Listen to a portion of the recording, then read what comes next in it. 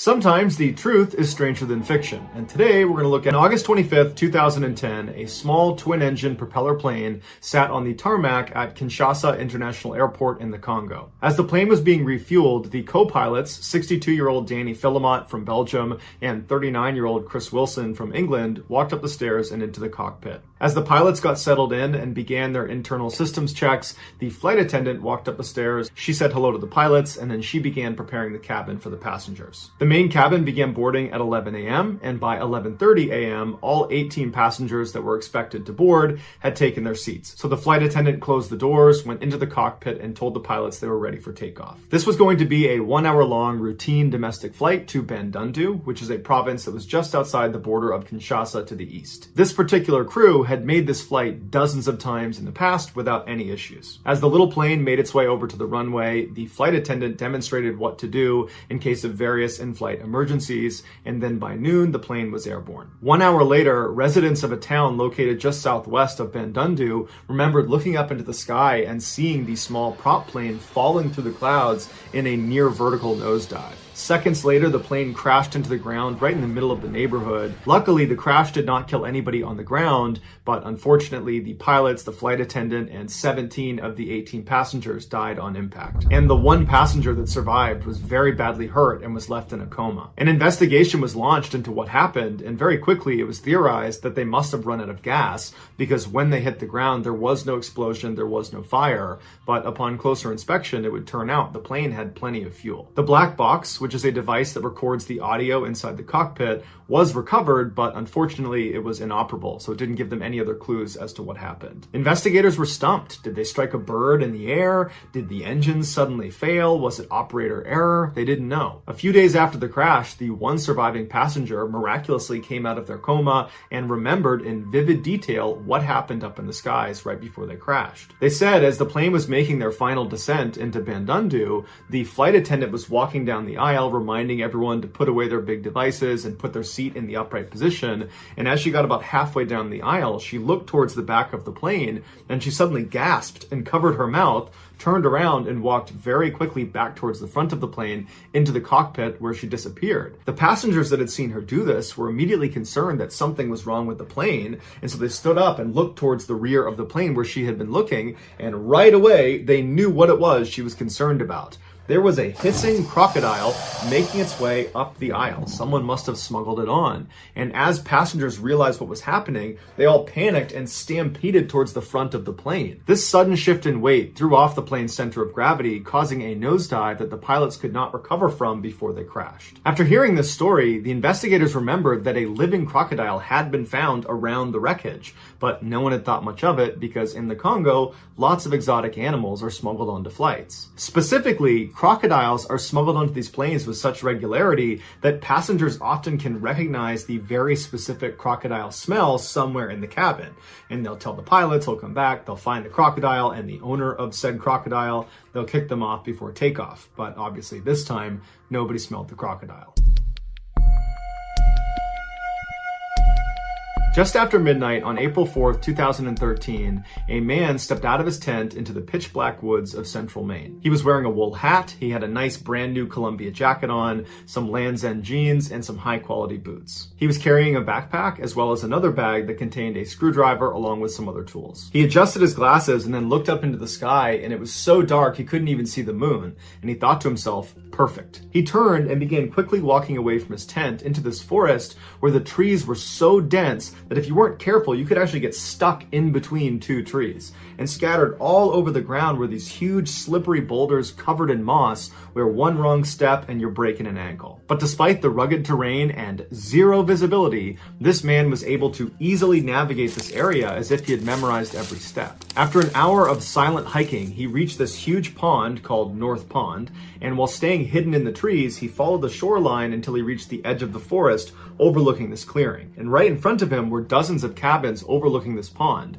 This was Pine Tree Summer Camp. He waited in the tree line for a few minutes just listening to make sure nobody was out there, even though he knew their schedule and knew no one was there. After not hearing anything and feeling like the coast was clear, he stepped out of the woods and walked up to the top of the camp to the dining hall, and he made his way around to the back door. There, he pulled a screwdriver out of his bag and expertly popped open the lock and stepped inside. Once he was inside, he pulled out his tiny flashlight and he made his way over to the pantry where he began stuffing his bag full of candy, chips, and coffee. Once his bag was almost completely full, he walked over to the walk-in freezer, he went into his pocket and pulled out a key that he had stolen on a previous trip. He unlocked the lock, went inside, he grabbed some frozen hamburger patties and hot dogs, and then he left the freezer and locked it behind him. He did one more pass through the pantry and grabbed some more candy off the shelves and jammed them into his pockets, and then after feeling satisfied that he had all he could take, he decided it was time to leave. And so as he made his way to the door, he thought to himself, great, another successful raid complete. Or so he thought. A motion detector had recently been installed inside of the dining hall behind the ice machine. As soon as this man had pried open the back door, it had picked him up and remained silent, but sent an alarm to the nearby home of Sergeant Terry Hughes, who was a game warden that was investigating recent thefts in the area. Terry sped to the camp in under 4 minutes, and he parked his truck a ways away from the dining hall because he was worried he would scare off the perpetrator. So he parked his car and ran on foot, staying in the tree line until he got right behind the dining hall. He ran up to the back door and looked in the window, and he saw this tall, skinny man walking out of the walk-in freezer. And this guy did not look towards Terry. Instead, he turned and walked farther away from him over towards the pantry. This guy pulls a flashlight out, he shines it at one of the shelves, and he takes some things off the shelf and puts them in his pockets. And then after standing there for a minute, the man turns off his flashlight, faces Terry, and begins walking towards the back door. At this point, Terry backs off the window and goes behind a tree that's overlooking the back door. He gets his flashlight in one hand and he unholsters his pistol and he waits. Terry watched as this man barely opened the back door. He slinked out the crack and then he began walking into the woods. And at that point, Terry leapt out, shined the light in his face, drew his pistol, and told him to get on the ground. The man didn't resist. He immediately got on the ground, and Terry called the state police, who were there only a couple minutes later. They arrested this guy and put him on a chair, and then they began interviewing him. They asked him what his name was, and the man just remained silent. And so they searched him, but they couldn't find any form of identification, and so they asked him again, "What's your name?" And the guy again didn't say anything. So the officers decided to remove his handcuffs and give him a bottle of water and then see if he would talk. And sure enough, he did. His speech was slow and awkward and kind of abrupt, like he had not spoken in a really long time. He told them his name was Christopher Knight and that he had been born on December 7th, 1965. He said he didn't have an address, he didn't have a vehicle, and he had never filed a tax return. He told them he lived in a tent in the woods nearby. They asked him how long he had been doing that for, and he paused for a minute and then said, "When was the Chernobyl nuclear plant disaster?" And the officers looked at each other and they were like, 1986. And he's like, "Yeah, that's when I went in the woods." And they were like, "That was 27 years ago." And Chris said, "Yeah." The officers asked him, well, 27 years is a long time. You got to be out there with some other people. Is your family out here? You got a girlfriend? You got, some sort of companion out there with you? And Chris said, "No, I live out there alone." And in fact, the last time I had a conversation with another person besides now was in 1990 when I happened to walk past another hiker and we both just said hi to each other. Besides that, for 27 years, it's just been me. And it would turn out Chris wasn't kidding, and he went to great lengths to ensure he stayed completely cut off from the rest of society. Despite winter temperatures dropping to negative 20 degrees, he refused to light a fire in fear of giving away his camp. And so instead, when it got that cold, he would just stay up all night pacing around his camp, trying to stay warm that way. He never even talked to himself or sang out loud because he was so worried someone might hear him, and he never left his campsite unless it was basically pitch black on an overcast night because he was afraid of being seen. When the officers asked him if he had access to the internet at least, he said, I haven't seen the internet. Chris wound up confessing to over 1,000 burglaries over the 27 years he had been out in the woods. He said he was ashamed of it, but originally when he had moved out into the woods, he had tried to hunt for his own food and forage for his own food, but he was terrible at it, so he had to resort to theft. He said he only robbed cabins and homes when he was certain no one was there, which meant sometimes going a long period of time between meals. And the food he did find made for a terrible diet. He mostly ate junk food and candy because it was stuff that was easy to find and kept fairly well. When asked why he had moved into the woods in the first place, he didn't really have an answer. Although in a later interview, he would say that growing up, human interaction had always been very difficult for him, and when he was in the woods, he just felt kind of content and at peace. When Chris's story broke, the residents around North Pond were shocked. For decades, they had swapped stories about someone or something haunting the area. Propane tanks, food, batteries, clothes, books would all go missing. They were starting to get scared, especially when it was overcast at night, because they knew that was when this person would come out. But despite staying up at night with their weapons out ready to confront whoever it was doing this, they never found him. And the police were repeatedly called to come in and try to solve this mystery, but they couldn't figure it out either. As the incidents mounted, the Phantom was given a name, the North Pond Hermit. When Chris was finally arrested and some of his life story was leaked to the media, residents of North Pond were torn on how to feel about him. Some people thought he was purely a criminal, that he was a thief, and that not only had he stolen their physical property, he had also stolen their peace of mind and their sanity. Others idolized him like he was some cult hero. He was a man that rejected what society says makes us happy: careers, relationships, material comforts. Yet he was happy. But regardless of how residents felt about his lifestyle, the one thing they could all agree on was how incredible it was that he survived for as long as he did. Winters in Maine are notoriously brutal and cold. A week of winter camping would be considered a huge accomplishment, let alone an entire season. That was totally unheard of, and Chris did entire seasons 27 years in a row. Ultimately, Chris was sentenced to 7 months in prison. When he was released, he was given 3 years of probation, and part of the conditions for his release is that every week he would have to go physically check in with the judge, which meant he would not be able to just escape back into the woods again. When his probation did finally end, he did not go running back into the woods. He decided to remain in society. In an interview, Christopher was asked what he learned from these 27 years in total isolation. What have you learned about the human experience? What did you learn about yourself? Tell us, because you have knowledge that virtually none of us will ever have access to. And apparently he just paused, thought about it for a second, and then looked up at the interviewer and said, "Make sure you get enough sleep." And then he got up and walked away. While we don't know exactly what Chris is up to these days, people that know him say he lives by himself in a small apartment, he has a regular job, and he values his privacy over everything else.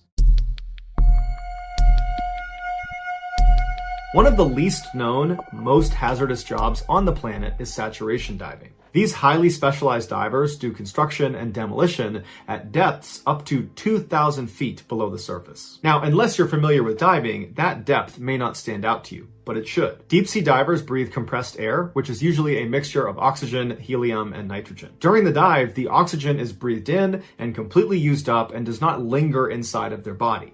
But the helium and nitrogen, they are absorbed as they're breathed in into the bloodstream, and they remain there for the duration of the dive. As the diver ascends in the water column, the pressure on them from the water is reduced, which allows these two gases to clear out of their bloodstream. But they clear at different rates. Helium is considered a fast gas, which means you absorb it quickly and get rid of it quickly, but nitrogen is a little bit slower, and so it takes longer for it to absorb into your body, and then takes longer for it to clear out of your body. If a diver doesn't respect this and just rockets to the surface, any of the nitrogen or helium that did not diffuse out of their bodies will bubble up inside of them like a shaken soda, and it will wreak havoc on them, and many times it can be fatal. This condition is known as decompression sickness, or the bends. The way divers mitigate getting the bends is they have decompression stops in their dive, which means after they go down to a certain depth, on the way up, they will stop at a certain depth and just wait, and they will allow these gases to diffuse out of their bodies before making their way up to the surface. These decompression stops are planned and built into the dive beforehand. The deeper you go, the more frequent your decompression stops will be, and the longer they will take. To give you a sense of just how long these decompression stops can be,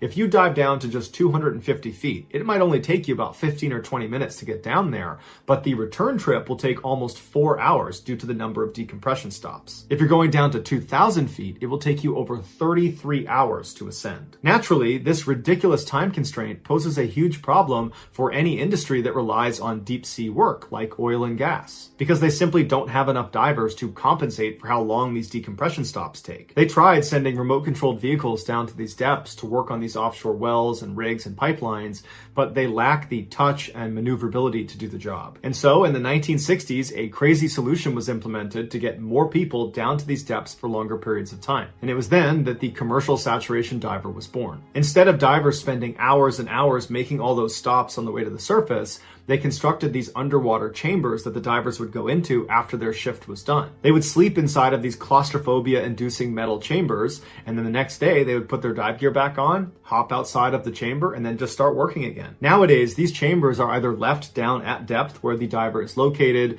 and they can just go in and out, and that's the whole process, Or there's a dive bell that sits down near the work site, and the diver, when they're done, goes back into the dive bell. It kind of looks like an escape pod, and it's raised by a crane all the way up to the surface, where it's placed on top of a ship or a rig. And inside of this dive bell, the pressure is artificially made to match the depth they've been working at. And then when they're placed up on the surface on the ship or the rig, the bell is connected to a bigger chamber that's also set to the same pressure they're at down at depth. And they can go inside this chamber, they can sleep, they can eat, go to the bathroom. And then the next day, the process is reversed, where they go back into the dive bell, it lowers them down to depth, they hop out, and they continue their work. The point of this system is to keep divers fully saturated with their inert gases like nitrogen and helium, so that they only have to do one major decompression at the very end of their shift, which is oftentimes multiple weeks long. Now, while the saturation diving system has worked extremely well, it's still extremely hazardous, which is part of the reason why it pays really, really well. Some divers have died because they panicked and got hurt.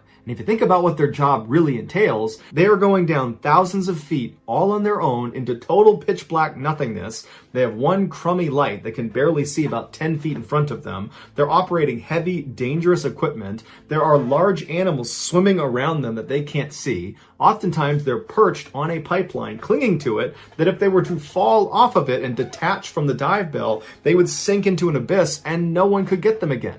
And so it's an easy place to get hurt. Other divers have died because they were given the wrong mixture of gas. And so at depth, they began having seizures, and there's nothing anyone can do to help them. But the most well-known and brutal saturation diving accident involved something called explosive decompression. On November 5th, 1983, 4 saturation divers were working off of the Byford Dolphin oil rig in the North Sea. Just after 4 a.m., 2 of the men, Edwin Coward and Roy Lucas, were in their bunks lounging inside of that chamber that sat up on the rig. The other 2 men, Bjorn Bergensen and Troels Hellevik, had just finished their shift down below. They had gone into the dive bell and were being raised by crane to go up to the chamber on the rig. Once the dive bell was up on the rig, 2 dive tenders named William Crammond and Martin Saunders began clamping the bell onto the side of the chamber. Without getting too into the weeds about how it actually works, getting divers to go from one highly pressurized area, the dive bell, into another highly pressurized area, the chamber, and vice versa, basically, it just boils down to opening doors at very specific times, and doing it wrong will result in catastrophe. The process was going just fine. Hellevik and Bergensen had exited the dive bell, they had gotten into the chamber, and they were literally in the process of shutting their internal door when outside, dive tender Crammond made a huge mistake. Before Hellevik had sealed his door, Crammond, for whatever reason, undid the latch that connected the dive bell to the chamber. And what this did is it created a vacuum that instantaneously depressurized the chamber where the 4 men were from 9 atmospheres down to 1, and it created so much pressure coming out of the chamber that it fired the dive bell straight out like a bullet, killing Crammond and severely injuring Saunders on the outside. Inside the chamber, all 4 men literally had the air ripped out of their chests. Hellevik, who was closest to the door, was literally sucked through the narrow crack because the door had not sealed. He was sucked through and rocketed out the other side. Basically, all 4 men exploded, but fortunately, they died instantly. So that's going to do it, guys. If you found the secret in today's episode, let us know in the comments what it is and where you found it. And if you're the first to do that, we will pin you at the top of the comments section. If you enjoyed today's video and you haven't done this already, please tell the like button you're going to take them on a vacation to Universal Studios, but instead just take them to the dentist for a root canal. Also, please subscribe to our channel and turn on all notifications so you don't miss any of our weekly 3 or 4 video uploads. If you want to get in touch with me, you can direct message me on Instagram or on Twitter. My username for both platforms is the same. It's JohnBallen416. I also have a ton of content over on TikTok where my username is Mr.Ballen. I also have a second YouTube channel called Mr.Ballen Shorts where I post short videos. If you have a story suggestion, please submit it to our subreddit just called Mr. Ballen. It's linked in the description below. So whether I see you on Instagram, Twitter, TikTok, Reddit, YouTube, or some combination, just know that I really appreciate your support. And until next time, that's going to do it. See ya.